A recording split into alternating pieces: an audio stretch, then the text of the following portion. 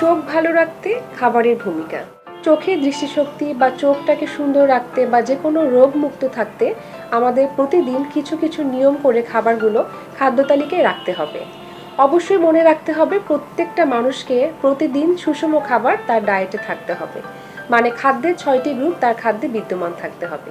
পাশাপাশি চোখের জন্য স্পেশালি যে খাবারগুলো আমরা বলে থাকি যে পুষ্টিকর এবং ভালো, সেগুলো হচ্ছে vitamin A, vitamin E, vitamin C এবং এছাড়াও ওমেগা 3, ওমেগা 6, পাশাপাশি লুটেইন এবং গামা লিনোলেনিক অ্যাসিড। আমরা যে খাবারের মধ্যে পাচ্ছি এই পুষ্টিগুলো, সেগুলোই মূলত আমাদের চোখের দৃষ্টিশক্তি ভালো রাখতে বা চোখটাকে ভালো রাখতে কিন্তু সাহায্য করছে। প্রথমে আসি ভিটামিন এ। ভিটামিন এ আসলে একটি স্ট্রং আমাদের ভিটামিন, যেটা কিন্তু আমাদের বডিতে অনেকগুলো উপকার বয়ে নিয়ে আসে, পাশাপাশি চোখের জন্য বিশেষ উপকারী।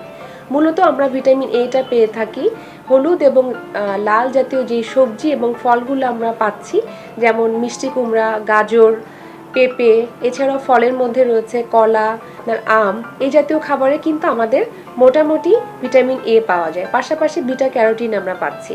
এছাড়াও কিন্তু কিছু কিছু মাছ এবং সবজির মধ্যে কিন্তু আমরা ভিটামিন এ পেয়ে থাকি। ভিটামিন এর পাশাপাশি কিন্তু আমরা যেগুলোর নাম বলেছি ভিটামিন সি এবং ভিটামিন ই, এগুলোর উৎস হলো গাঢ় সবুজ শাকসবজি থেকে আমরা ভিটামিন সি পাচ্ছি। আমাদের টক জাতীয় যে ফলগুলো রয়েছে, আমলকি, পেয়ারা, জাম্বুরা, আমড়া, এই জাতীয় ফল থেকেও কিন্তু আমরা অনেক বেশি ভিটামিন সি পেয়ে থাকি।